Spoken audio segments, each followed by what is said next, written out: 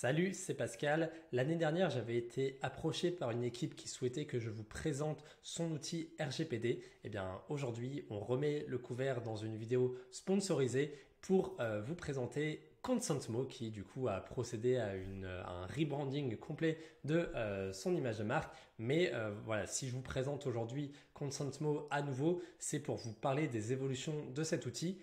Tout d'abord, Consentmo a obtenu le label Built for Shopify.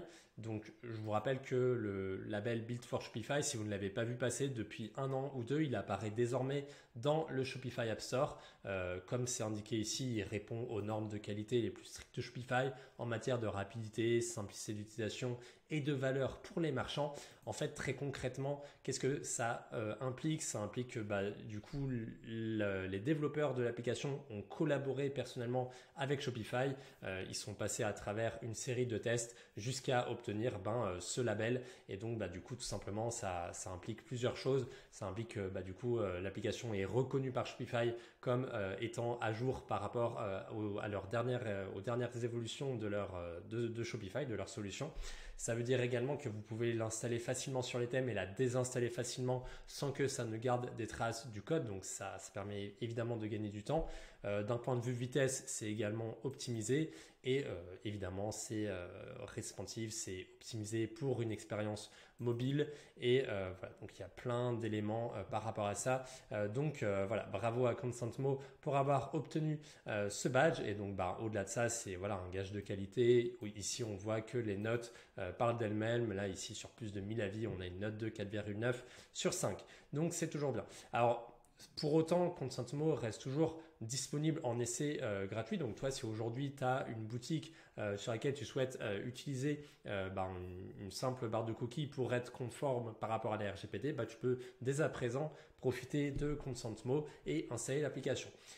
Mais donc du coup, la seconde chose pour laquelle je souhaite te parler de cette application, c'est parce que du coup, depuis pas longtemps, Consentmo a obtenu également sa certification Google et maintenant compliant TCF. Alors, qu'est-ce que ça veut dire tout ça? Ça veut dire qu'en fait, de manière générale, on va pas se mentir, quand il y avait des barres de cookies disponibles sur le Shopify App Store, pendant longtemps, eh bien, c'était juste un élément HTML qui se greffait en dessous du site. L'utilisateur pouvait cliquer sur un bouton accepter pour faire disparaître la barre de cookies, mais concrètement, au point de vue du site, au point de vue des data, il ne se passait strictement rien. On va dire que c'est une certaine façon un peu paresseuse d'appliquer la RGPD sans véritablement avoir une véritable synchronisation par rapport aux data et en fonction de ce que l'utilisateur avait sélectionné, il se passait pas vraiment de choses. Vous n'aviez pas une liste de cookies. Dès que l'utilisateur disait moi je refuse tel type de cookies, vous les refusiez. Donc ça voilà, il y avait tous ces éléments-là qui n'étaient pas pris en compte et aujourd'hui c'est le cas avec cette application. Aujourd'hui très concrètement, vous pouvez tout à fait être complètement conforme à la RGPD et du coup en fonction des informations que l'utilisateur va sélectionner, ça pourra Google Analytics et les Google Tag Manager pourront s'adapter en fonction de ce que l'utilisateur a choisi. Et donc d'ailleurs ça voilà dans ce lien qui est juste ici, je le mettrai dans la description si vous voulez voir plus en détail, vous pourrez regarder comment ça fonctionne ce Google Consent Mode version 2. En fait c'est tout simplement vous allez sur le thème sur lequel vous allez sur votre espace Shopify sur lequel vous voulez installer la RGPD, puis vous allez sur le thème qui est actif, vous allez sur les trois petits points ici, vous faites modifier le code et ensuite tout simplement là vous pouvez prendre juste une simple ligne, voilà ici c'est juste ça, attention à bien prendre voilà les petits brackets juste là, vous faites un CTRL-C pour copier et là vous allez dans le fichier theme.liquid, vous faites un petit CTRL-F, vous cherchez la balise aide, vous faites entrée. Alors ici c'est tout en haut, voilà j'avais pas mis les petits brackets, mais voilà c'est vraiment celle-ci, c'est au tout début de la page en ligne 10 environ, peut-être même ligne 1, ça dépend de votre thème. Et donc du coup là ici vous faites des petits espaces pour intégrer le code que vous voulez mettre et vous faites enregistrer. Et là voilà, à partir de là, vous avez vraiment intégré cette balise qui pourra s'adapter dynamiquement aux différents éléments. Voilà, et donc en plus de ça, vous devez créer un nouveau snippet et donc du coup qui pareil va devoir s'appeler avec ce nom-là. Alors attendez, je mets en pause. Donc du coup ici vous allez dans extrait si vous êtes en français, sinon c'est snippets. Donc vous allez dans extrait, tac tac tac, voilà ici vous faites ajouter nouvelle ressource. vous faites nom du fichier. Alors là, attention, là j'ai tout copié-collé, là vous êtes bien en point liquide, donc vous effacez ces éléments ici, vous faites terminer. Et donc là ensuite, tout en allant sur le lien ici, là vous cliquez sur le lien ici qui vous redirige vers un partage Google Drive que vous devez télécharger. Une fois que vous l'avez téléchargé, ça ressemble à quelque chose comme ça. Vous faites CTRL A pour tout sélectionner, CTRL C, et donc du coup ensuite vous copiez-coller tout ça ici. Voilà. Donc ensuite, maintenant, une fois que vous avez donc procédé à cette manipulation, on va quand même un petit peu travailler sur l'application en tant que telle. Donc là, moi je l'ai déjà installé, mais donc évidemment, si vous avez besoin de l'installer, je vous ai indiqué les plans. Vous pouvez faire ouvrir là ici et ça va se connecter automatiquement avec votre boutique et vous pourrez choisir un plan juste après. Hop, vous allez ici et donc là, voilà, vous avez plusieurs onglets qui vous permettent de tout simplement de customiser votre app. Donc ici, vous avez la possibilité de mettre les fonctionnalités pour certaines régions du monde uniquement. Il faut savoir que voilà, il n'y a pas que l'Europe, l'Union européenne qui a défini des règlements en ce sens. Il y a plusieurs zones, voilà, le Brésil, la Californie, plusieurs autres États des États-Unis, le Canada, le Japon, l'Australie. Donc vous pouvez tout à fait l'appliquer pour les zones de votre choix. À partir de là, vous pouvez également pré-générer des pages, donc pareil, c'est plutôt pratique.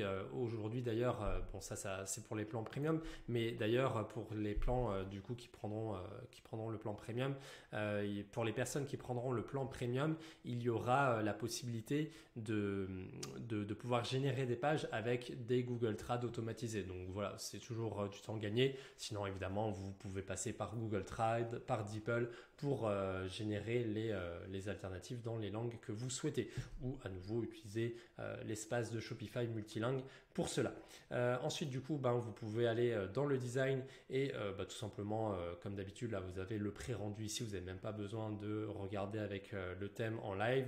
Vous pouvez définir plusieurs types de réglages, la position, l'opacité. Vous pouvez avoir des boutons de rejet pour fermer, etc., etc. Vous pouvez ajouter un logo, c'est pas forcément conseillé. Vous pouvez mettre toutes les couleurs que vous souhaitez. Vous pouvez appliquer du CSS personnalisé. À nouveau, je pense pas que ce soit nécessaire pour la barre cookie, mais sait-on jamais. Et du coup, après voilà, vous avez des fonctionnalités un petit peu plus premium. Là ici, vous avez toute la partie traduction. Donc là, à nouveau, moi je suis tout configuré en français. Vous voyez qu'il y a plusieurs familles de cookies que l'utilisateur est libre d'accepter ou de refuser. Donc voilà, il y a tout qui est géré de ce côté-là. Là, à nouveau, en plan premium, les fameuses pages là que je vous disais, vous pouvez les pré-générer en d'autres langues. Idem ici. Et donc du coup là, dans les cookie bars, à nouveau là, il vous permet, il y a des champs texte qui sont complètement personnalisables, c'est-à-dire que vous pouvez mettre absolument tout ce que vous voulez. Donc là évidemment un texte, moi je trouve en français ça marche très bien, c'est court, c'est droit au but, un petit peu comme la version en anglais. Un lien vers la politique de confidentialité, c'est obligatoire. Mettez bien le bon lien ici et ici voilà toujours le bouton rejeter, accepter qui est plutôt pas mal. Moi personnellement j'ai toujours tendance à préférer une barre de cookies plutôt qu'un pop-up. Il faut savoir que moi personnellement j'utilise des bloqueurs de publicité qui s'appellent uBlock en tant qu'utilisateur et donc en général quand j'arrive sur des sites qui ont un pop-up, le pop-up n'est pas affiché mais le site est frisé parce que du coup tant que j'ai pas appuyé sur le bouton accepter, je peux rien faire et comme ce bouton n'apparaît pas, je suis figé. Donc c'est pour ça que je vous conseille peut-être de passer plutôt sur une barre de cookies tout simplement, c'est plus simple. Cela dit voilà, dès que les personnes veulent des détails, en tout cas là voilà dans le pop-up de préférence, vous pouvez tout à fait mettre les descriptions que vous souhaitez et là voilà il y a des traductions complètes qui sont disponibles. Consent log là ici, vous pouvez voir d'ailleurs en fonction des IP des utilisateurs, les utilisateurs qui sont venus et ceux qui ont donné leur consentement par rapport à certains types de cookies. Donc vous voyez là il y a une véritable interaction et c'est pas juste un simple élément HTML qui s'affiche. Et donc, voilà, vous pouvez voir, d'ailleurs, vous pouvez faire des requêtes de suppression de data auprès d'un utilisateur. Donc, si un utilisateur vous fait la demande, vous pouvez supprimer ces données. Et dans les autres réglages, vous pouvez à nouveau contacter le support de Consentmo. Il y a des intégrations supplémentaires et les possibilités de passer à un plan plus élevé. Évidemment, là, je vous ai montré tout ça en anglais. Vous pouvez évidemment traduire dans plusieurs langues si vous le souhaitez. Voilà, en tout cas, c'était tout pour cette vidéo. Je remercie à nouveau Consentmo de m'avoir fait confiance pour vous montrer cet outil. À bientôt pour de nouvelles vidéos. Salut!